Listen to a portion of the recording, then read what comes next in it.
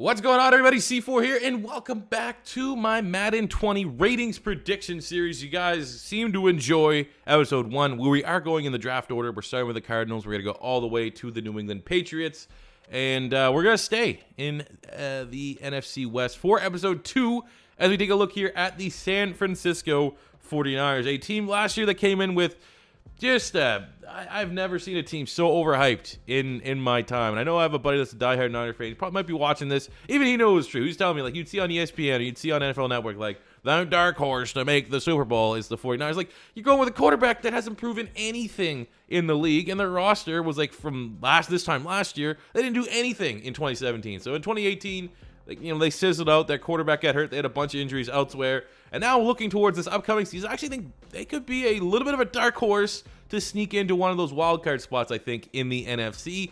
But let's break down this roster first and foremost. So starting at the quarterback spot, I felt like giving Mr. Garoppolo an 80. He'll probably get like a quick dev or something like that, but that's as far as I can go for a guy that really hasn't proven much in a San Francisco 49er uniform. He played in 3 games last year before he got hurt. He had 1 win, 2 losses, 700 yards, 5 touchdowns, 3 picks. 80 is fair, given some of the upside, the flashes that we saw, more so when he was a member of the New England Patriots. But I think in terms of depth, man, the Niners have a lot of depth. I'm surprised they haven't tried moving on from Beathard or Nick Mullins for teams that desperately need a quarterback. They might have got some good value in terms of draft picks, but this, Mullins last year, I can't remember what he had. Didn't he break a record for like most passing yards for an undrafted player? Whatever. He actually looked pretty good at points and times, and Beathard looks like a nice, maybe spot starter, bench depth role guy. And I feel like maybe the reason why they're not trading for them is because there is such a question mark around Jimmy Garoppolo. But in terms of backups, Nick Mullins is, probably one of those top guys that if you want in your franchise modes to trade for a backup quarterback that could potentially become your franchise QB, Nick Mullins definitely would make that short list.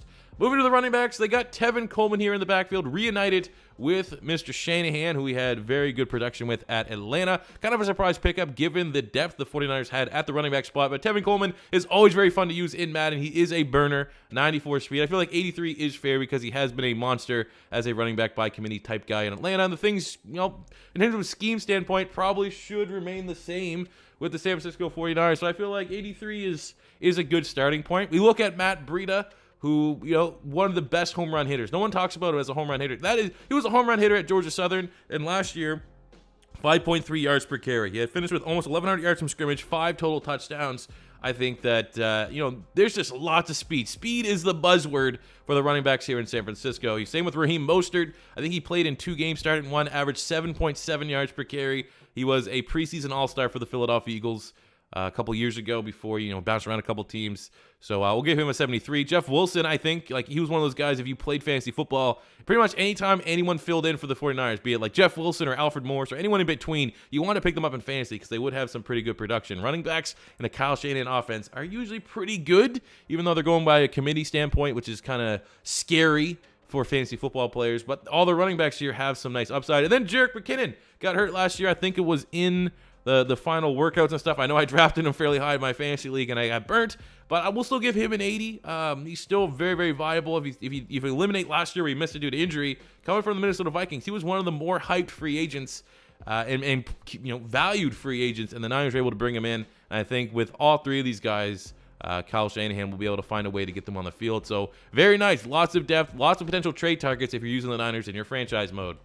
Moving to the fullback, Kyle Juszczyk, pretty much the best fullback in football, so we'll give him an 85. What else do you say? He can block, not so much of a runner, but can catch out the backfield. Glorified tight end, playing fullback, if you will, but he's a nice weapon for the 49ers. Looking at the wide receiver room, we have Marquise Goodwin. We're only going to give him an 82.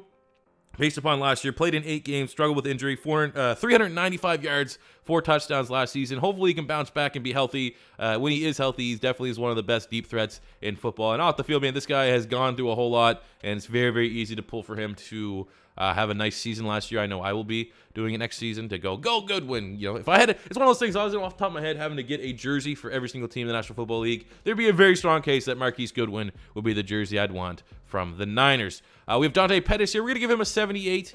Especially because he caught on near the end of the season last year. Featured in 12 games, 467 yards, 5 total touchdowns. A little bit of a surprise pick in the first round for me because I thought more he was a special teamer guy with upside to develop into a wide receiver. Not so much when he got drafted. When did he get drafted? First round?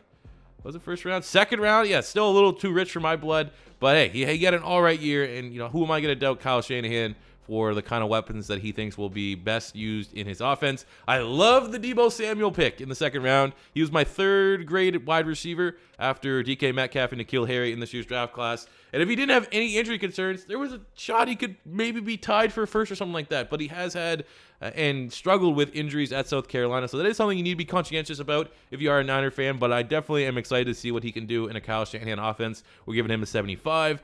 Kendrick Bourne actually kind of had an underrated season last year. We'll give him a 75, even though his player picture is very transparent. They got Jordan Matthews, nice veteran presence. Pretty much when he was called upon last year for the Eagles, he would step up and make a play. Trent Taylor, nice slot wide receiver depth.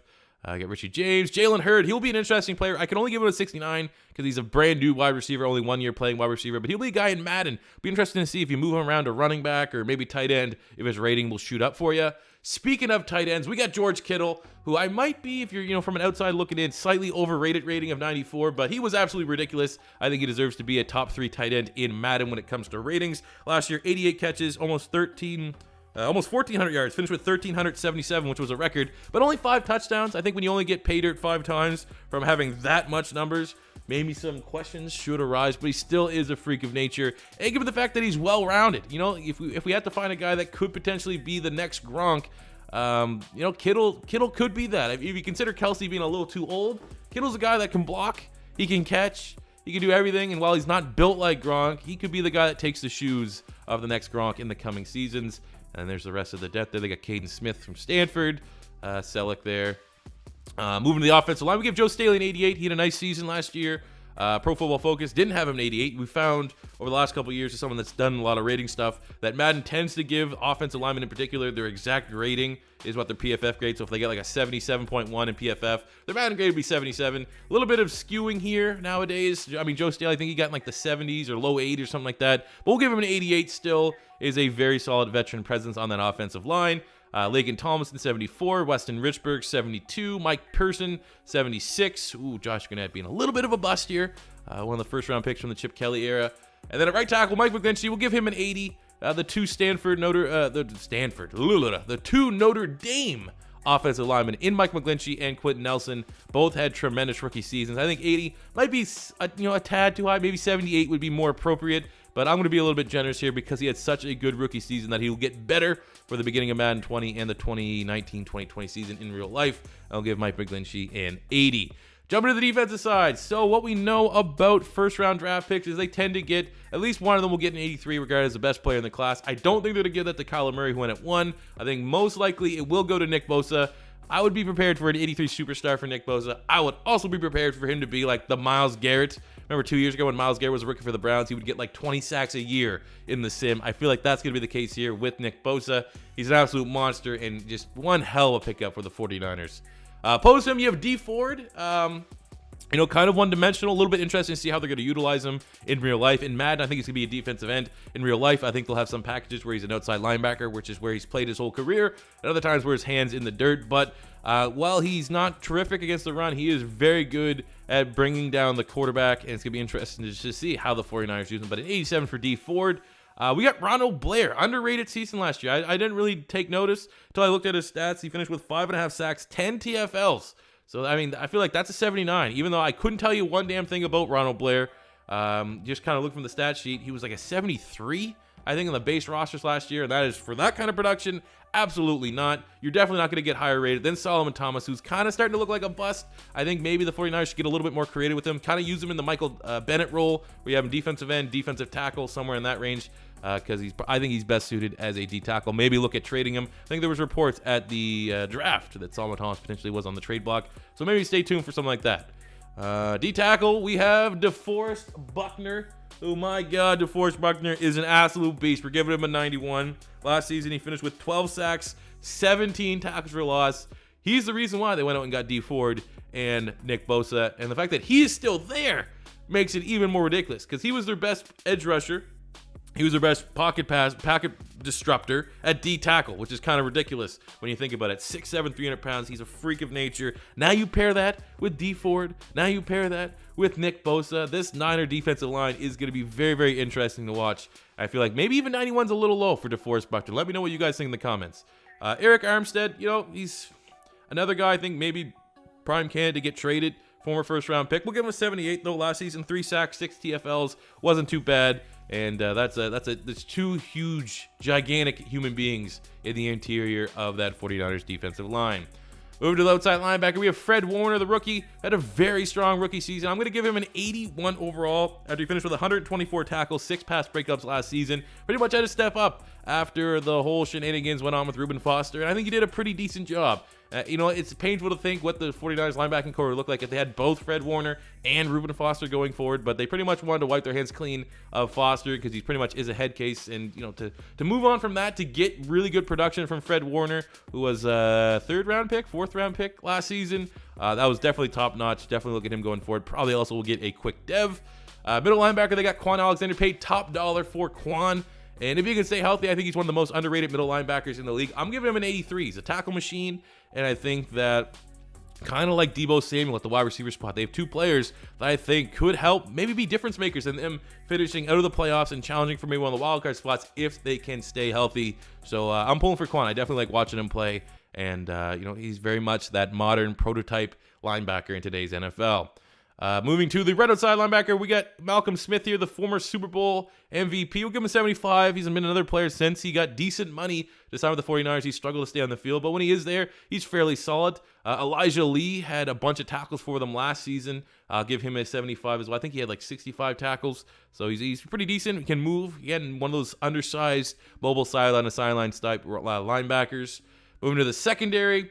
So we got Richard Sherman here. I'm going to give Richard Sherman an 87. In the base rosters before I started messing around with them, like the rosters that were the final, end of season roster, he was a 93.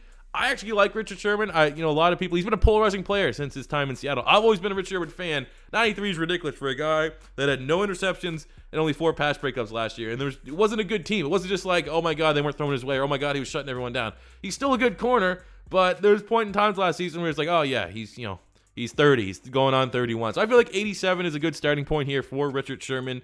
Definitely let the hate flow if you don't agree with this 49 fans. But I think 87 is a good, generous starting point for a guy that is very much a top 10 corner. But a 93, you're starting to get in a top 5 territory, which I don't think he is anymore. They got Jason Verrett, free agency from the Chargers. He's a guy who went healthy, was very, very good, but he might be the most injury-prone player in the NFL. It feels like the last 3 seasons he's had like season injuries in like the preseason or like training camp. So it's a very low risk, high reward type player. We're gonna give him a 79 starting point. Kwon Williams 76, Jimmy Ward 75, Witherspoon 74, Travaris Moore 72.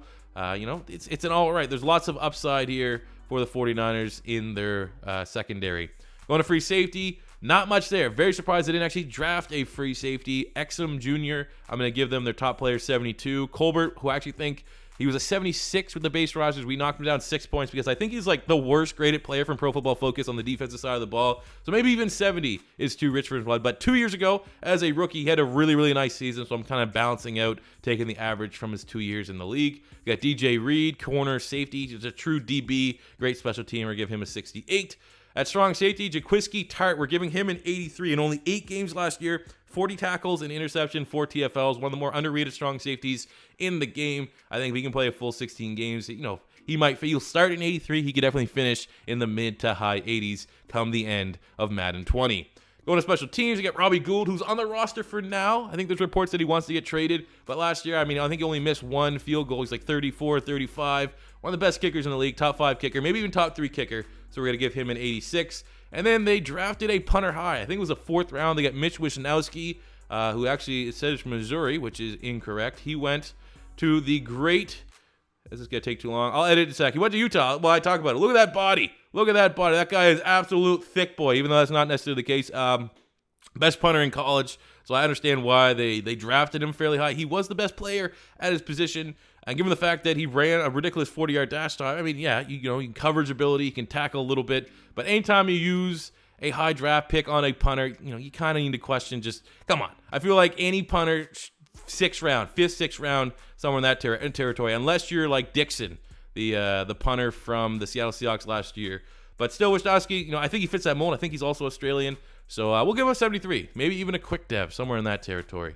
So there you go, guys. Those are my predictions for what the 49ers may look like in Madden 20. Let me know what you guys think about it in the comment section below, especially Niner fans. I like to see people pound the table for certain ratings so we can see that when the ratings actually get released, how well we did in terms of predicting them. So hope you guys did enjoy. If it is your first time stopping by, don't be afraid to hit that subscribe button, special like button if you enjoyed. And until next time, it's C4 saying peace out.